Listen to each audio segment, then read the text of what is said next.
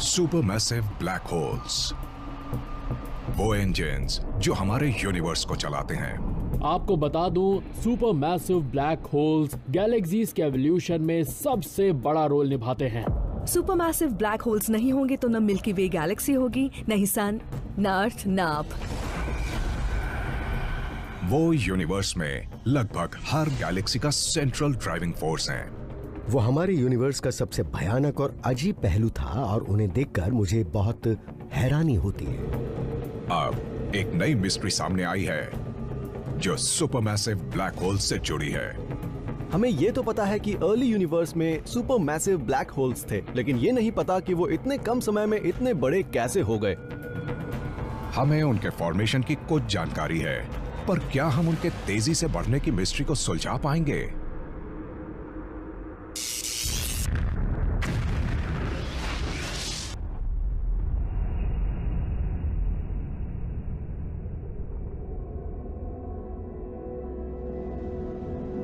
दो 2017 में यूनिवर्स पर नजर रखने वाले साइंटिस्ट्स को कुछ ऐसा दिखा जिसकी उन्हें बिल्कुल उम्मीद नहीं थी। एक विशाल सुपरमैसिव ब्लैक होल जो यूनिवर्स के शुरुआती दौर का था। वो बिग बैंग के करीब 69 करोड़ साल बाद बना था। उस वक्त यूनिवर्स की आज की एज के मुकाबले 5 या 6% रही होगी। प्राचीन यूनिवर्स में एक सुपर मैसिव ब्लैक होल का होना बच्चों के फुटबॉल मैच में किसी प्रोफेशनल प्लेयर के होने जैसा है। इतने बड़े ब्लैक होल को वहां पर होना ही नहीं चाहिए था। सुपरमैसिव ब्लैक होल सिर्फ वक्त से पहले ही नहीं बना था, बल्कि वो बहुत बड़ा था। उसका मैस हमारे सन का 80 करोड़ गुना था। बस कुछ ही करोड़ सालों में यूनिवर्स में करीब 1 अरब सन्स मटेरियल कोलैप्स होकर एक जायंट ब्लैक होल बन गया और हम समझ नहीं पा रहे हैं कि ऐसा कैसे हो सकता है। ब्लैक होल्स को हमारे सन के मैस यानी सोलर मैसेस में मेजर किया जाता है। रेगुलर या stellar black holes 100 solar masses तक के होते हैं। सुपर मैसिव ब्लैक होल्स का मैस 1 लाख से अरबों सन्स के बराबर होता है और साइंटिस्ट्स को अर्ली यूनिवर्स में ऐसे लगभग 100 ब्लैक होल्स का पता चला है। हम ये देखकर हैरान थे कि बिग बैंग के बाद उनमें से एक भी कैसे मौजूद था। सच कहूं तो शुरुआत में हमें ये अजीब लगा, पर फिर हमें पता चला कि ऐसे ब्लैक होल्स बहुत बड़ी संख्या में हैं और वो यूनिवर्स की शुरुआत से एग्जिस्ट कर रहे हैं। ये कमाल की बात थी। ऐसा माना जा रहा है कि सुपरमैसिव ब्लैक होल्स से यूनिवर्स के एवोल्यूशन और उसकी डेस्टिनी को जानने में मदद मिलेगी। एस्ट्रोनॉमर्स उन्हें समझने की कोशिश कर रहे हैं। सुपर मैसिव ब्लैक होल के ओरिजिन और यूनिवर्स में इतनी जल्दी बन जाने के बारे में समझना एक ऐसी कामयाबी होगी जो एस्ट्रोनॉमी और एस्ट्रोफिजिक्स को हमेशा के लिए बदल कर रख देगी। इतने कम समय में इतनी बड़ी चीज आखिर कैसे बन सकती है? ये एक बड़ा सवाल है। इसका जवाब पाने के लिए हमें छोटे लेवल से शुरुआत करनी होगी, ये समझकर कि रेगुलर स्टेलर ब्लैक होल्स कैसे बनते हैं। ब्लैक होल्स स्टार्स के कोलैप्स होने से बनते हैं। ये सबको पता है। अगर एक बड़ा स्टार हो और वो कोलैप्स कर रहा हो तो वो एक ब्लैक होल बनाएगा। एक बहुत बड़े स्टार की मौत एक सुपरनोवा एक्सप्लोजन में होती है और अगर उसमें पर्याप्त मास है तो जो बचता है वो कोलैप्स होकर ब्लैक होल बन जाता है। स्टार जितना बड़ा था उतना ही बड़ा उससे बनने वाला ब्लैक होल होगा। क्या अर्ली यूनिवर्स के स्टार्स इतने बड़े थे कि कोलैप्स होकर सुपरमैसिव ब्लैक होल्स बना पाए? आप जानते हैं, अर्ली यूनिवर्स आज के यूनिवर्स से बहुत अलग हुआ करता था। वो पूरी तरह हाइड्रोजन और हीलियम गैस से भरा हुआ था। गैस बड़े बादलों में बदल गई जो अपनी ग्रेविटी से कोलैप्स होने लगे। न्यूक्लियर फ्यूजन ने उनके डेंस कोर्स को इग्नाइट किया और पहले स्टार्स का जन्म हुआ।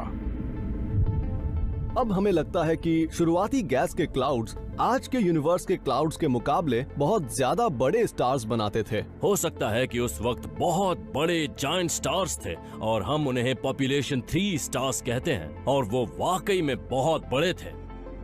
पॉपुलेशन 3 स्टार्स सबसे पुरानी कैटेगरी के स्टार्स हैं। डायनासोर्स की तरह कभी वो बड़ी यूनिवर्स पर राज किया करते थे, पर अब वो एक्सटिंक्ट हो चुके हैं। वो बहुत अजीब स्टार्स थे। वो अल्ट्रा वायलेट थे, ब्राइट थे और आज के स्टार्स से बहुत अलग थे। पर क्योंकि वो इतने बड़े और ब्राइट थे, इसलिए उनकी मौत भी जल्दी हो जाती थी। शुरुआती स्टार्स जल्दी बनते और खत्म हो जाते थे। वो सुपरनोवाज में एक्सप्लोड होते और अपने पीछे ब्लैक होल्स छोड़ जाते। पर क्या वो सुपरमैसिव ब्लैक होल्स थे? जब एक स्टार एक्सप्लोड होता है एक सुपरनोवा में, तब उसका ज्यादातर मास इजेक्ट हो जाता है। वो दूर चला जाता है, सिर्फ एक न्यूट्रॉन स्टार या एक ब्लैक होल पीछे रह जाता है। पर उसमें ज्यादा मास नहीं होता था क्योंकि वो सब एक्सप्लोजन में दूर जा चुका था। भले ही पॉपुलेशन 3 स्टार्स अर्ली यूनिवर्स में बहुत बड़े थे, पर वो इतने बड़े नहीं थे कि एक्सप्लोड होने पर अपने पीछे एक सुपरमैसिव ब्लैक होल छोड़ सके। अगर हम सुपरनोवास को पूरी तरह से हटा दें तो सुपरमैसिव ब्लैक होल्स की फॉर्मेशन को समझने का एक तरीका हो सकता है। क्या एक डाइंग स्टार का पूरा मैस कोलैप्स होकर ब्लैक होल बना सकता है? इसका जवाब एक गैलेक्सी में मिल सकता है जिसका नाम है फायरवर्क्स गैलेक्सी। फायरवर्क्स गैलेक्सी का एक अजीब सा नाम है क्योंकि इसमें कई सुपरनोवा एक्सप्लोजन्स होते हैं जो फायरवर्क्स जैसे लगते हैं, जो अपने आप में एक देखने लायक नजारा होता है। हाल ही में एस्ट्रोनॉमर्स फायरवर्क्स गैलेक्सी के एक बहुत ब्राइट स्टार पर नजर रख रहे थे। ये स्टार बिल्कुल वैसा ही है जो एक्सप्लोड होकर सुपरनोवा बनाता है। एस्ट्रोनॉमर्स को लगा था कि वो एक्सप्लोड होगा, पर उसने बहुत अजीब हरकत की। एस्ट्रोनॉमी बहुत कमाल की है क्योंकि इसमें आपकी आंखों के सामने वो होता है जिसे आप समझा नहीं सकते। हमने एक पूरे स्टार को जस्ट गायब होते देखा है। 2007 में वो स्टार कुछ ऐसा दिखता था। 2015 तक वो पूरी तरह गायब हो चुका था। सुपरनोवा एक्सप्लोजन की ना तो कोई फ्लेयर थी ना डेब्री। तो आखिर हुआ क्या था? ये पता चला कि हर मैसिव स्टार एक नॉर्मल सुपरनोवा में एक्सप्लोड नहीं होता है। इसे हम फेल्ड सुपरनोवा भी कह सकते हैं। एक सुपरनोवा तब फेल होता है जब कोलैप्सिंग स्टार के अंदर बनने वाली शॉक वेव उससे बाहर ना निकल पाए। कुछ केसेस में जब स्टार बहुत मैसिव होता है तब शॉक वेव्स के पास स्टार से बाहर निकलने का कोई मौका नहीं होता। जब तक कोलैप्स होकर एक ब्लैक होल नहीं बन जाता तब तक उसे एक फेल्ड सुपरनोवा कहा जाता है। फायरवर्क्स गैलेक्सी स्टार इतना मैसिव होगा कि उसने अपने ही एक्सप्लोजन को रोक दिया और फिर कोलैप्स होकर एक ब्लैक होल बन गया। सब कुछ कोलैप्स होकर ब्लैक होल बन जाता है। एक ऐसा ब्लैक होल हो सकता है जिसमें ओरिजिनल स्टार का सारा मास हो। अर्ली यूनिवर्स में क्या विशाल पॉपुलेशन 3 स्टार्स की मौत फेल्ड सुपरनोवास की तरह हुई और वो अपने पीछे सुपरमैसिव ब्लैक होल्स छोड़ गए? मुझे नहीं लगता कि वो population 3 stars supermassive black hole बन पाने के काबिल थे। मेरे अंदाजे से उनमें उतना मास नहीं रहा होगा। सबसे मैसिव स्टार्स हमारे सन से बस 200 गुना ज्यादा मैसिव होते हैं, जबकि एक सुपर मैसिव ब्लैक होल हमारे सन के मास से लाखों या अरबों गुना भारी होता है। Early supermassive black holes collapsing stars से नहीं बने होंगे। जायंट स्टार्स तक इतने मैसिव नहीं होते। तो क्या सुपरमैसिव बनने का कोई और तरीका है? क्या stellar black holes cosmic body builders थे जो बल्किंग कर रहे थे? हमने इस आइडिया को खारिज कर दिया है कि वो लार्ज स्टार्स से बने होंगे। शायद वो बहुत छोटे स्टेलर मैस ब्लैक होल्स होंगे और बाद में वो कंज्यूम करके सुपरमैसिव बन गए। ब्लैक होल्स खाने में नखरा नहीं करते, वो कुछ भी निकल जाते हैं। अब चाहे उनके सामने कुछ भी आए, अब वो चाहे गैस हो, प्लैनेट्स हो, स्टार्स हो, कोई फर्क नहीं पड़ता। वो जो कंज्यूम करते हैं उससे उनका मास और बढ़ता जाता है। एक स्टेलर मैस ब्लैक होल का पता चला है जो हमारी मिल्की वे गैलेक्सी में कंज्यूम कर रहा है। यह हमारे सन से 15 गुना भारी है। सिग्नस X1 धीरे धीरे उस मटेरियल को निकल रहा है जो उसके इर्द गिर्द मौजूद है। ब्लैक होल्स की फीडिंग अक्रीशन डिस्क्स के जरिए होती है। वो बिल्कुल सैटर्न रिंग्स की तरह होती हैं।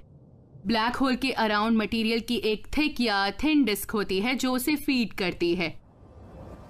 सिग्नस X1 की एक्रीशन डिस्क पास के एक सोर्स से लगातार रिफिल होती रहती है। एक बड़ा स्टार जो हमारे सन से 20 गुना भारी है और जिसका नाम है blue super giant. Black hole इस स्टार की गैस पर पिछले 50 लाख सालों से फीड कर रहा है।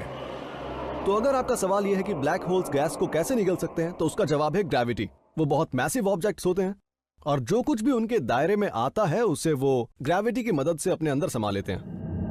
ब्लैक होल का मास जितना बढ़ता है उसकी ग्रेविटी उतनी ही बढ़ती है और वो अपने अंदर उतनी चीजें खींचता है। एक ब्लैक होल की ग्रोथ ढलान से नीचे लुढ़कती हुई स्नोबॉल की तरह होती है। स्नोबॉल जितनी बड़ी होती जाती है वो और स्नो इकट्ठी करती और बड़ी होती जाती है। ये एक रनवे इफेक्ट होता है।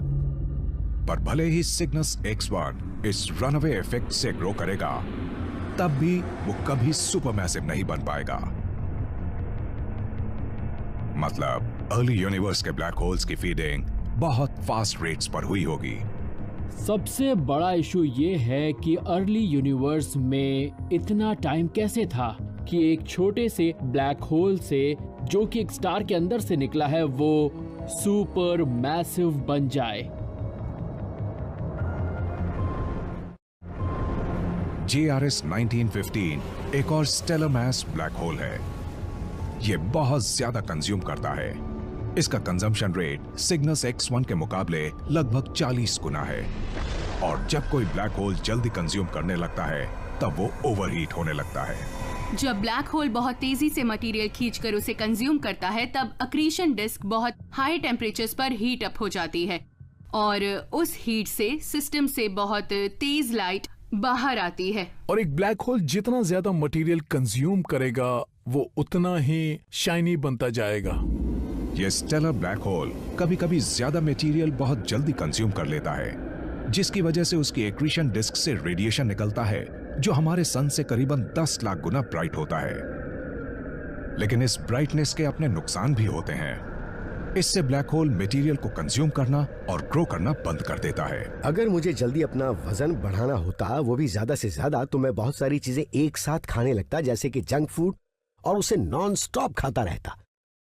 ब्लैक होल्स की प्रॉब्लम ये होती है कि जब वो मटेरियल को कंज्यूम करने लगते हैं तब वो शाइन करने लगते हैं, और वो जितना शाइन करते हैं अपने खाने यानी मटेरियल को उतना ज्यादा दूर पुश कर देते हैं। उनकी ब्राइटनेस या ल्यूमिनोसिटी इतनी बढ़ जाती है कि वो आने वाले मटेरियल को दूर पुश कर देती है। इस फिनोमिनन को एडिंगटन लिमिट कहा जाता है। कई मायनों में एडिंगटन रेट को ब्लैक होल्स की ग्रोथ की एक स्पीड लिमिट के रूप में माना जा सकता है। हो सकता है कि ब्लैक होल्स को बहुत तेजी से बढ़ने से रोका जाता हो, और वो भी उनमें ज्यादा से ज्यादा गैसेस डालकर, और आखिरकार एडिंगटन लिमिट हिट हो जाती है और ब्लैक होल में जितनी भी गैस डाली जाती है वो उस तक पहुंच ही नहीं पाती। कंजम्पशन कंट्रोल करने के इस तरीके से ये तय हो गया है कि अर्ली यूनिवर्स में स्टेलर ब्लैक होल्स इतनी जल्दी मास गेन नहीं कर पाए होंगे कि वो सुपर मैसिव बन पाते। ब्लैक होल्स को बढ़ने के लिए टाइम चाहिए, उन्हें फीड करना होता है, उन्हें कंज्यूम करना होता है। शायद कुछ स्टेप्स स्किप किए जा सकते हैं, पर शायद उन्हें मीडियम या बड़े साइज से शुरू करना होता हो ताकि वो बाद में सुपर मैसिव बन सकें। तो क्या अर्ली यूनिवर्स में और तरह का ब्लैक होल था? क्या वो इतना बड़ा था कि कम वक्त में सुपर मैसिव बन जाता? –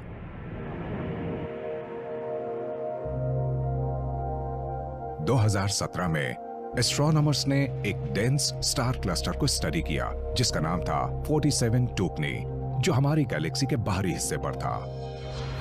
उन्हें 25 पल्सार्स डिटेक्ट हुए जो कॉस्मिक लाइट हाउसेस की तरह घूमते और रेडिएशन छोड़ रहे थे।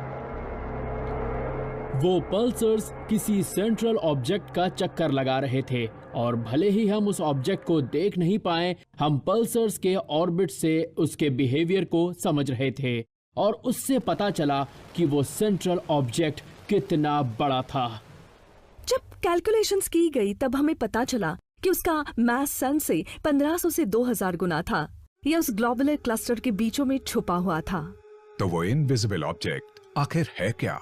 47 टुकनी के बीचों बीच जो कुछ भी छुपा है वो जरूर बहुत ज्यादा बड़ा है, और वो ब्लैक कलर का है। एस्ट्रोनॉमर्स का मानना है कि वो एक बड़ा ब्लैक होल है जिसका मास सन से 1500 गुना है। वो ऑब्जेक्ट एक रेगुलर स्टेलर ब्लैक होल से कहीं ज्यादा बड़ा है। पर सुपरमैसिव होने के लिए बहुत छोटा है। तो क्या वो असल में एक इंटरमीडिएट मास ब्लैक होल है? इस तरह के इंटरमीडिएट मास ब्लैक होल्स का मिलना बहुत ही ज्यादा मुश्किल है। ये रेयर कैटेगरी के ब्लैक होल्स 100 से 1 लाख सोलर मैसेज के होते हैं। इस साइज का होने से वो बहुत जल्द सुपरमैसिव हो सकते हैं।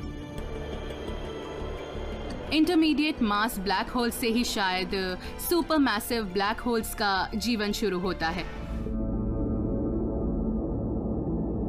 एस्ट्रोनॉमर्स इंटरमीडिएट मास ब्लैक होल्स की तलाश कर रहे हैं। उन्होंने शायद सुपरमैसिव ब्लैक होल्स की ग्रोथ में बिल्कुल किसी बीज की तरह काम किया होगा, पर अभी तक उनकी खोज नहीं हो पाई है। वो मिसिंग लिंक की तरह है और ये बात उन पर लागू होती है क्योंकि वो मिसिंग है। सोचिए कि आप एक एलियन हैं और आप अर्थ पर आए हैं और आपको इंसानों के बारे में बहुत कम जानकारी है, और जब आप आसपास देखते हैं तो आपको छोटे छोटे बच्चे या बड़े लोग ही दिखाई देते हैं। आप टीनेजर्स को नहीं पहचान पाते। आप ये तो समझ जाएंगे कि बच्चे बाद में बड़े बन जाते हैं, लेकिन वो बड़े कैसे बनते हैं इसके बारे में आपको कुछ भी पता नहीं चल पाएगा। इस इंटरमीडिएट स्टेज को आप नहीं समझ पाएंगे। ये आपके लिए बहुत अजीब होगा, है ना? सुपरमैसिव ब्लैक होल्स के केस में यही होता है। वो एक यूनिवर्स है जिसमें टीनेजर्स नहीं होते। सितंबर 2020 तक हर किसी का यही मानना था, जब ग्रेविटेशनल वेव्स स्टडी कर रहे साइंटिस्ट्स को दूर यूनिवर्स में हो रहे एक एक्सट्रीम इवेंट का सिग्नल मिला। रिसर्चर्स उन चीजों की तलाश कर रहे हैं जिन्हें ग्रेविटेशनल वेव्स कहते हैं। वो स्पेस में लहरों की तरह होती हैं। ज्यादातर सिग्नल्स चिड़िया की आवाज की तरह होते हैं और ये बहुत ही खास तरह की नॉइज होती है जो कुछ इस तरह की होती है।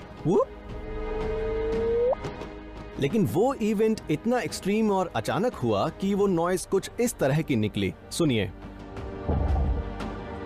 यूनिवर्स में दूर से आने वाली वो आवाज इंटरमीडिएट ब्लैक होल हंटर्स के लिए किसी म्यूजिक से कम नहीं थी, क्योंकि उसकी पिच का बस एक ही मतलब था। ऐसी नॉइज तभी आई होगी जब दो बहुत ही बड़े ब्लैक होल्स आपस में टकराए होंगे और उनसे एक कंबाइंड ब्लैक होल बना होगा जिसका मास हमारे सन से 142 गुना ज्यादा होगा। तो जरा सोचिए ये कितना ज्यादा बड़ा होगा। तो ये देखने के बाद हम ऐसा कह सकते हैं कि कुछ इसी तरह से इंटरमीडिएट ब्लैक होल की खोज हुई थी।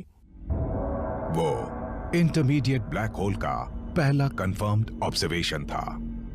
एक इंटरमीडिएट ब्लैक होल का डायरेक्ट एविडेंस मिलना बहुत ही कमाल की बात होती है। इससे अच्छा और कुछ नहीं हो सकता। अब ये तय हो गया है कि इंटरमीडिएट ब्लैक होल्स एग्जिस्ट करते हैं, पर क्या उनसे अर्ली यूनिवर्स में सुपरमैसिव ब्लैक होल्स का पता चल सकता है? दरअसल इंटरमीडिएट ब्लैक होल से ही सुपर मैसिव ब्लैक होल्स की शुरुआत हुई होगी। ये जरूर अर्ली यूनिवर्स में बहुत पहले बन गए और इनसे ही सुपर मैसिव ब्लैक होल्स बने होंगे, जो शायद बिग बैंग होने के बहुत कम वक्त के बाद ही एग्जिस्टेंस में आ गए थे। इंटरमीडिएट ब्लैक होल्स आखिर बनते कैसे हैं? हाल ही में डिस्कवर किया गया ब्लैक होल 2 छोटे ब्लैक होल्स से बना था। वो गैस के बड़े क्लाउड से भी बन सकता था। देखिए, ऐसा होना भी मुमकिन है कि अर्ली यूनिवर्स में गैस के बहुत बड़े क्लाउड्स रहे हों जिन्होंने अपनी एनर्जी बहुत जल्दी खो दी हो और कोलैप्स होकर फाइनली उन्होंने इतने बड़े साइज का एक ब्लैक होल बना दिया हो। गैस का वो बड़ा क्लाउड कॉन्ट्रैक्ट होकर ज्यादा से ज्यादा डेंस हो रहा होगा, ठीक वैसे जैसे स्टार्स बनाते वक्त डेंस होता है। पर इस केस में उसने एक स्टार नहीं बनाया, बल्कि वो एक बड़े ऑब्जेक्ट में कोलैप्स हो गया जो एक इंटरमीडिएट मास ब्लैक होल बन गया। एक बड़े गैस क्लाउड का डायरेक्ट कोलैप्स होकर एक इंटरमीडिएट मास ब्लैक होल बनना बहुत शानदार नजर आ रहा होगा। आपको लगता है कि वो जायंट क्लाउड कोलैप्स होते होते ब्लैक होल बन जाएगा, पर असल में ये होता है कि जायंट क्लाउड ब्लैक होल। तो एक वक्त में यूनिवर्स में बहुत बड़ा गैस क्लाउड होता है और पलक झपकते ही वो कोलैप्स हो जाता है और फिर बन जाता है एक ब्लैक होल। एटलीस्ट थ्योरी तो यही है। एक गैस क्लाउड के डायरेक्ट कोलैप्स से एक ब्लैक होल बनना बहुत मुश्किल है। गैस क्लाउड्स अक्सर अलग होकर कोलैप्स होते हैं और कई स्टार्स बनाते हैं। एक ऑब्जेक्ट में कोलैप्स होने के लिए खास कंडीशंस होनी जरूरी है। एक केस में दो नेबरिंग गैलेक्सीज हो सकती हैं।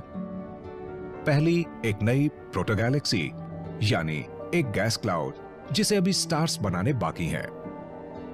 इसके पास ही एक बड़ी गैलेक्सी है जो इतने सारे स्टार्स बना रही है कि उनका रेडिएशन उसके पड़ोसी तक जा रहा है। अब क्योंकि ये दोनों इतनी नजदीक हैं, इसीलिए बड़ी गैलेक्सी का रेडिएशन छोटी गैलेक्सीज में स्टार बनने से रोकता है। इसका मतलब ये है कि स्टार्स बनने से पहले ही वो क्लाउड फॉर्म में ही कोलैप्स होते रहेंगे और स्टार नहीं बन पाएंगे। गैस क्लाउड इतना ज्यादा बड़ा और डेंस हो जाता है कि उसकी ग्रेविटी उसे ही अंदर खींचने लगती है। जब स्टार्स नहीं बन पाते तब कोलैप्स से एक इंटरमीडिएट मास ब्लैक होल बन जाता है। मुझे यह आइडिया बहुत इंटरेस्टिंग लगता है। मुझे पता नहीं ये पॉसिबल है या नहीं, लेकिन अर्ली यूनिवर्स से जुड़ी ऐसी बहुत सी बातें हैं जो हमें नहीं पता। 2017 में साइंटिस्ट्स ने एक बार और समझने की कोशिश की कि अर्ली यूनिवर्स में इंटरमीडिएट मास ब्लैक होल्स कैसे बने होंगे, शायद डार्क मैटर की मदद से। डार्क मैटर अर्ली यूनिवर्स के स्ट्रक्चर के एवोल्यूशन में बहुत जरूरी रहा होगा। बिना डार्क मैटर के शायद यूनिवर्स भी नहीं होता। डार्क मैटर बहुत रहस्यमय है। हम जानते हैं कि ऑर्डिनरी मैटर पर उसका ग्रेविटेशनल पुल रहता है। ऐसा माना जाता है कि उससे अर्ली यूनिवर्स में बहुत बड़े स्टार्स बने थे। वो स्टार्स बाद में कोलैप्स होकर इंटरमीडिएट मास ब्लैक होल्स बन गए।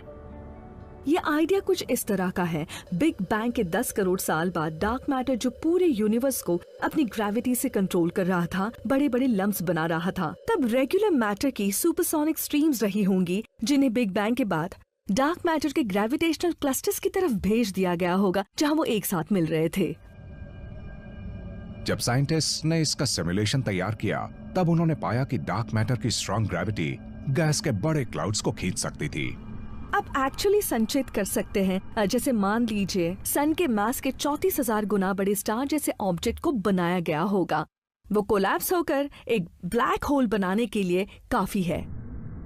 34,000 सोलर मैसेस का एक ब्लैक होल इंटरमीडिएट मास कैटेगरी में फिट हो सकता है। वो इतना बड़ा रहा होगा कि एक सुपर मैसिव ब्लैक होल बना सके।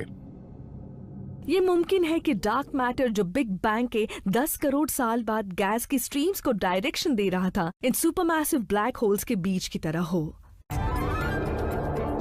इंटरमीडिएट मास ब्लैक होल्स चाहे कैसे भी बने हो, पर उनसे अर्ली यूनिवर्स में सुपरमैसिव ब्लैक होल्स को अच्छी तरह एक्सप्लेन किया जा सकता है।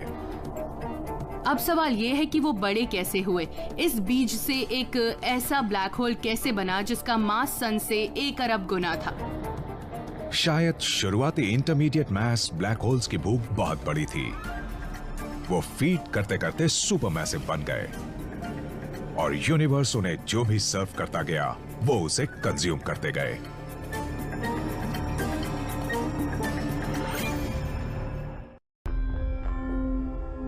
एस्ट्रोनॉमर्स ये जानना चाहते हैं कि शुरुआती सुपरमैसिव ब्लैक होल्स इतनी जल्दी बड़े कैसे बन गए। क्या उनकी शुरुआत इंटरमीडिएट मास ब्लैक होल्स के तौर पर हुई जो बड़े साइज के मील्स कंज्यूम करते थे? ऐसा मुमकिन है कि ये इंटरमीडिएट मास ब्लैक होल्स एक बहुत ही रेयर एनवायरनमेंट में बने होंगे जहां नए मटेरियल को बहुत हाई रेट में पुल करना पॉसिबल होगा। अभी तक हमारे पास बस एक ही इंटरमीडिएट मास ब्लैक होल का डायरेक्ट एविडेंस है और हम ये नहीं जानते कि वो कैसे फीड करता या बड़ा होता है, लेकिन हम इसे बड़े ब्लैक होल से समझ सकते हैं। 2019 में रिसर्चर्स ने सुपरमैसिव ब्लैक होल्स की तलाश की जो अभी भी फीड कर रहे हैं। उन्हें यूनिवर्स के शुरुआत के 12 क्वेज़ार्स का पता चला है।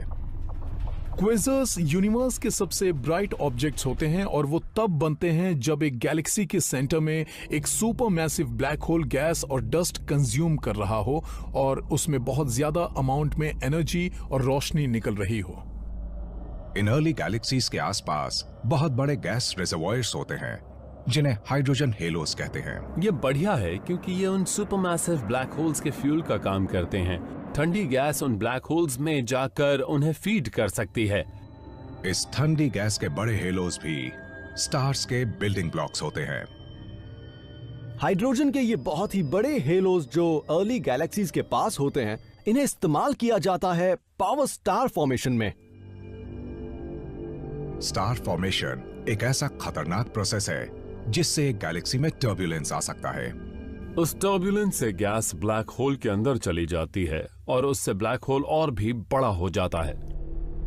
हाइड्रोजन हेलोज ने अर्ली सुपरमैसिव ब्लैक होल्स को बड़ा होने में मदद की होगी। इसी प्रोसेस से इंटरमीडिएट मास ब्लैक होल्स को तेजी से बड़ा होने में मदद मिली होगी। क्या सबसे बड़े ब्लैक होल से हमें उसके वजन बढ़ने के अलग तरीके पता चल सकते हैं?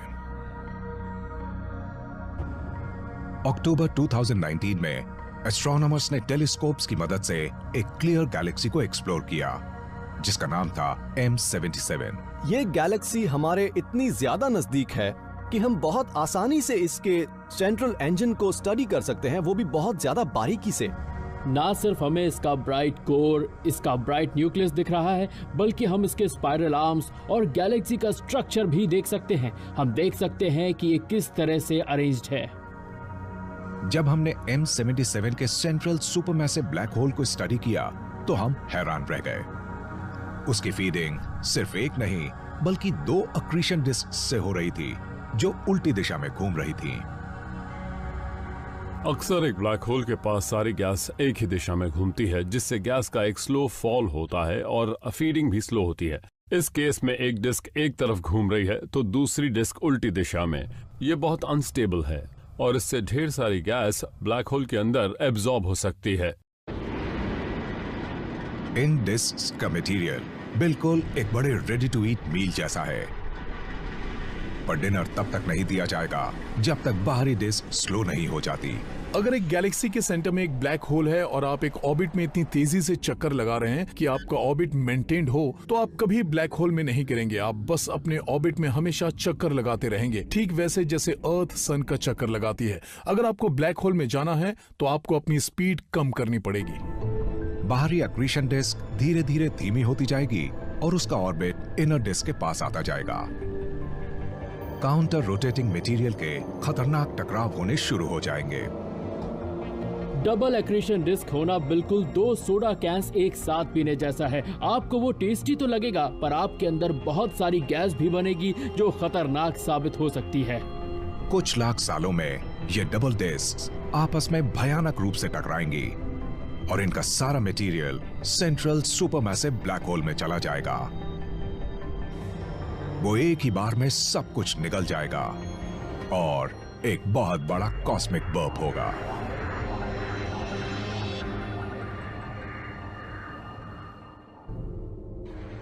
फरवरी 2020 में ओफाइकस गैलेक्सी क्लस्टर में हमने देखा कि एक कॉस्मिक बर्प से क्या डैमेज हो सकता है। ओफाइकस गैलेक्सी क्लस्टर बहुत सारी गैलेक्सीज का एक कलेक्शन है जो आपस में ग्रेविटी से जुड़ी हुई हैं और उन गैलेक्सीज के बीच में गैस है। जब एस्ट्रोनॉमर्स ने उस गैस को स्टडी किया तो उन्हें पता चला कि उसमें एक बहुत बड़ा आर्किंग स्ट्रक्चर है और वो असल में एक कैविटी का एज है। उस गैस में बहुत बड़ा होल है और वो हमारी पूरी मिल्की वे गैलेक्सी से 15 गुना ज्यादा बड़ा है। इतना तो पक्का है कि इस होल के बनने में कुछ बहुत ही ज्यादा खतरनाक हुआ होगा। इस बबल का साइज मुझे बहुत हैरान कर रहा है। हमें इस गैस में जो होल दिखा है उसकी चौड़ाई करीब 10 लाख मिलियन लाइट ईयर्स है। जिस बर्प से ये कैविटी बनी होगी वो बहुत ज्यादा पावरफुल रहा होगा। इसके बारे में कई आइडियाज हैं, पर सिर्फ एक है जो इसे एक्सप्लेन कर सकता है कि ये एक सुपरमैसिव ब्लैक होल है। एक सुपरमैसिव ब्लैक होल जो अचानक बहुत लालची हो गया। इस तरह के एनर्जेटिक इवेंट के लिए ब्लैक होल को फीडिंग की जरूरत होती है, वो भी 1 मील नहीं बल्कि हजारों मील्स, वो भी एक साथ एक वक्त पर। आप कह सकते हैं उसे इंटरगैलेक्टिक बफे की जरूरत है।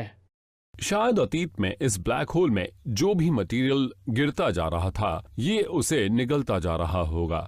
ये बहुत ज़्यादा गर्म हो गया और ये जेट्स में बहुत ज़्यादा मटेरियल को बाहर की तरफ शूट करने लगा जो डिस्क के पोल से बाहर आया और वो तेज़ी से गैस को चीरते हुए गया जिससे कि ये एक बड़ी कैविटी बन गई। उस विशाल कॉस्मिक बर्ब से सुपरमैसिव ब्लैक होल का खाना उससे बहुत दूर चला गया और उसका बफे वहीं पर समाप्त हो गया जिससे उसकी ग्रोथ भी रुक गई। अगर एक इंटरमीडिएट मास ब्लैक होल इतना लालच करता तो उसका भी यही हाल होता। ये वजन बढ़ाने और सुपरमैसिव बनने का सही तरीका नहीं है। ये वो तरीका नहीं है जिससे कि अर्ली सुपरमैसिव ब्लैक होल्स इतने बड़े साइज के हो गए। क्या और कोई तरीका है जिससे supermassive black holes early universe में बिना ओवर ईटिंग किए बने थे? शायद ब्लैक होल्स आपस में टकराकर बहुत बड़े साइज के बन गए। नवंबर 2018 में जब एस्ट्रोनॉमर्स पास की सैकड़ों गैलेक्सीज को इंफ्रारेड लाइट से स्कैन कर रहे थे तब उन्हें कुछ अविश्वसनीय दिखा। कुछ गैलेक्सीज में सिर्फ एक नहीं बल्कि 2 सुपरमैसिव ब्लैक होल थे।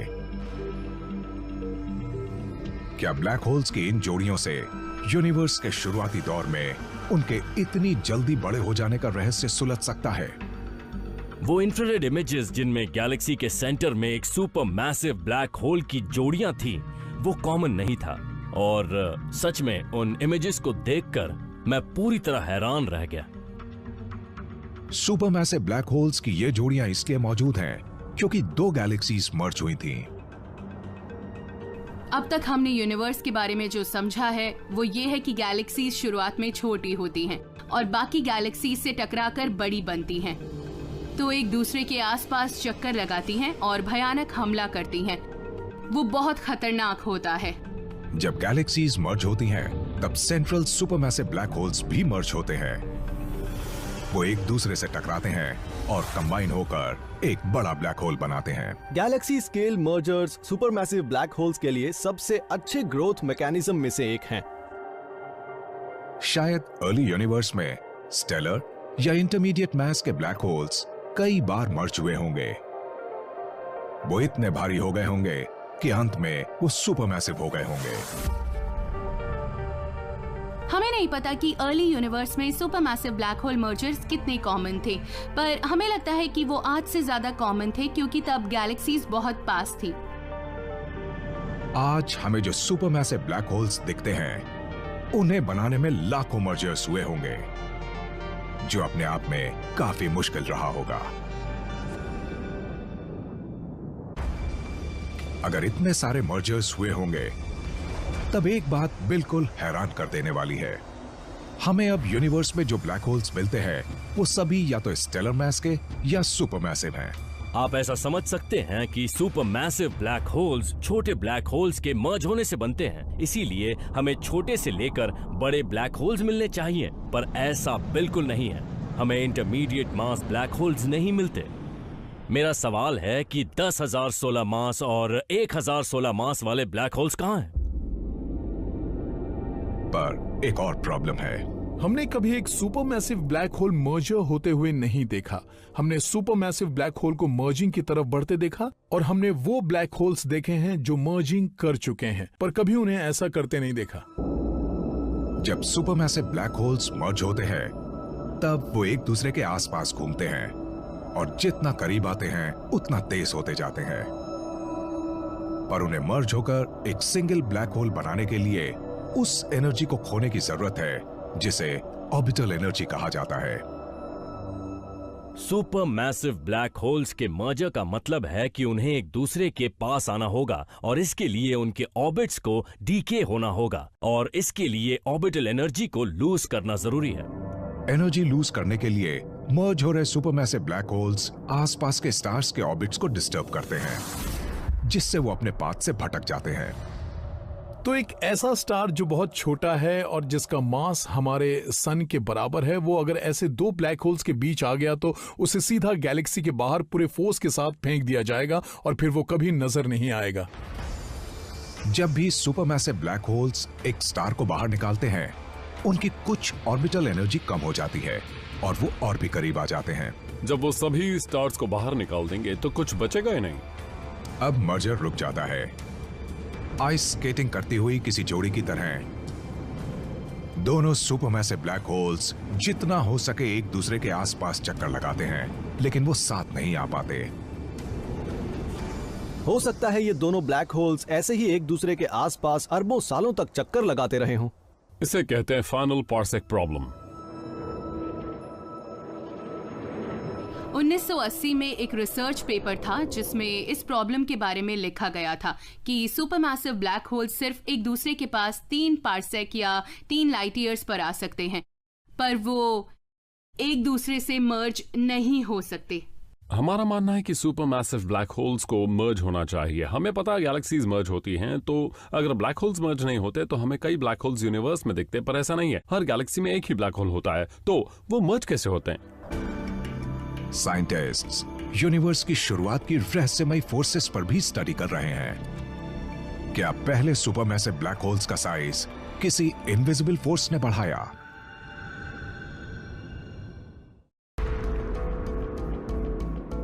कॉस्मोलॉजी की सबसे बड़ी मिस्ट्रीज में से एक है कि पहले सुपरमैसिव ब्लैक होल्स इतनी जल्दी इतने बड़े कैसे बन गए। हमें लगता है कि मर्जर से हमें इसका जवाब मिल जाएगा। हम ये भी जानते हैं कि सभी ब्लैक होल्स फीडिंग से बड़े होते हैं, पर हमें और क्लूज चाहिए। अर्ली यूनिवर्स की ऐसी कई चीजें हैं जिनके बारे में हम नहीं जानते। हम यूनिवर्स में जितनी गहराई में जाते हैं हमें वो उतना ही अलग लगने लगता है, और ये अपने आप में बहुत इंटरेस्टिंग भी है क्योंकि अब आपको फिजिक्स की मदद से इन अजीब ऑब्जर्वेशंस को एक्सप्लेन करने की कोई भी जरूरत नहीं है। अर्ली यूनिवर्स के तेजी से बढ़ने वाले सुपरमैसिव ब्लैक होल्स को समझने के लिए फिजिसिस्ट्स को अब कहीं और भी ध्यान लगाना होगा। उन्हें मैग्नेटिक फील्ड्स को समझना होगा। मैग्नेटिक फील्ड्स असल में बहुत कॉम्प्लेक्स होती हैं, उन्हें कैलकुलेट करना टफ है, उन्हें समझना बहुत मुश्किल है। एस्ट्रोनॉमर्स इस टॉपिक को अक्सर अवॉइड करते हैं। हमें पता है वो एग्जिस्ट करती हैं, पर हम उनके बारे में बात नहीं करते। अभी हाल ही में लोगों ने गैलेक्सी फॉर्मेशन के मॉडल्स में मैग्नेटिक फील्ड्स को शामिल करना शुरू किया है, और हो सकता है कि इन मैग्नेटिक फील्ड्स के प्रभाव से ही ये सुपरमैसिव ब्लैक होल्स बन गए हों।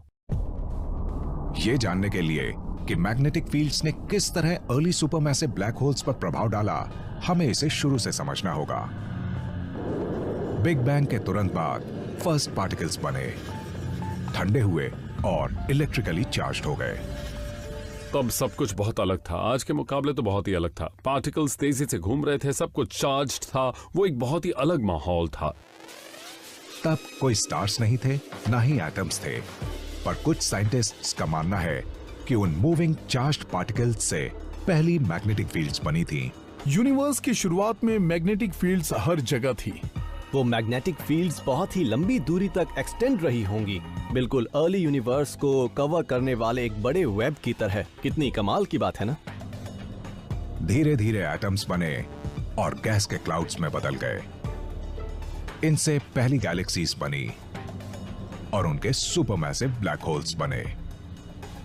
अब इस दौरान मैग्नेटिक फील्ड्स बदल गईं। वो इन नई गैलेक्सीज के आसपास ही सिमट गईं, पर कैसे ये हमें नहीं पता। मैग्नेटिक फील्ड्स को प्रेडिक्ट कर पाना बहुत ही मुश्किल होता है। उनके लिए बहुत ही मुश्किल कैलकुलेशन करने होते हैं, जो हमने अभी सिर्फ करने शुरू ही किए हैं। 2017 में साइंटिस्ट्स ने एक क्रांतिकारी कंप्यूटर मॉडल बनाया जो समय के साथ बदलते मैग्नेटिज्म को सिमुलेट करता है। उसकी इमेजेस में मैग्नेटिक फोर्सेस की लाइंस हैं जो स्पेस में बहुत ज्यादा फोकस्ड और स्ट्रॉन्ग हैं। कुछ एस्ट्रोनॉमर्स का मानना है कि मैग्नेटिक फील्ड लाइंस से अर्ली गैलेक्सीज और उनके बीचों बीच सुपरमैसिव ब्लैक होल्स बने होंगे। मैग्नेटिक फील्ड्स मटेरियल को स्पेस में पुश कर सकती हैं, तो एक पॉसिबिलिटी ये है कि मैग्नेटिक फील्ड्स मटेरियल को एक ब्लैक होल की तरफ पुश करती होंगी और वो इसकी वजह से ग्रो करने लगता है। और स्पेस की यही बात मुझे सबसे ज्यादा दिलचस्प लगती है। आज हम जानते हैं कि प्लैनेट्स के आसपास मैग्नेटिक फील्ड्स डस्ट पार्टिकल्स को दूर रखने का काम करती हैं। एक बहुत बड़े स्केल पर मैटर को अर्ली यूनिवर्स में गैलेक्सी के सेंटर तक पहुंचाया गया होगा। क्या उन अर्ली गैलेक्सीज की मैग्नेटिक फील्ड्स वो स्ट्रीम्स थी जिनसे ज्यादा से ज्यादा मटेरियल अंदर की तरफ गया और हो सकता है उससे एक बहुत बड़ा ब्लैक होल बन गया हो? साइंटिस्ट्स यूनिवर्स के शुरुआत में मैग्नेटिज्म के प्रभाव को समझने की कोशिश कर रहे हैं, पर यह उन कई वजहों में से एक होगा जिसने अर्ली सुपरमैसिव होल्स को बनाने में योगदान दिया। हमारे पास कई थियोरीज हैं कि सुपरमैसिव ब्लैक होल्स आखिर किस तरह से बने होंगे, लेकिन जब तक हम उन्हें खुद बनते हुए नहीं देख लेते तब तक हम ये नहीं कह सकते कि कौन सी थियोरी इस बात को साबित करती है। शायद कोई और ऐसी वजह है जिसके बारे में हमने सोचा भी नहीं है, जिससे ये अर्ली सुपरमैसिव ब्लैक होल्स बहुत कम वक्त में बहुत बड़े बन गए। उम्मीद है एक दिन यूनिवर्स के ये मॉन्स्टर्स अपने राज का पर्दाफाश करेंगे। सुपरमैसिव ब्लैक होल रिसर्च मुझे सच में बहुत कमाल का लगता है। ये बहुत ज्यादा कूल है। ये एक्सप्लेन करना जरूरी है कि ये अर्ली सुपरमैसिव ब्लैक होल्स कैसे बने थे, तभी हम ये समझ सकते हैं कि हमारा यूनिवर्स काम कैसे करता है। Supermassive black holes cosmic change के इंजन्स हैं। वो मैटर का एक बहुत बड़ा सेंटर है और क्योंकि वो इतने बड़े हैं इसलिए उनसे गैलेक्सीज का एवोल्यूशन हो सकता है। ये फिजिक्स की मिस्ट्रीज में वो मास्टर की है जिसे अब तक सुलझाया नहीं जा सका है। हमारे पास यहाँ एक मौका है कि हम सुपर मैसिव ब्लैक होल को अच्छे से समझ सकें, ताकि हम ये समझ सके हमारी गैलेक्सीज कैसे फॉर्म हुई, ये स्टार्स कैसे बने जैसे कि सन, और हमारी लाइफ कैसे बनी।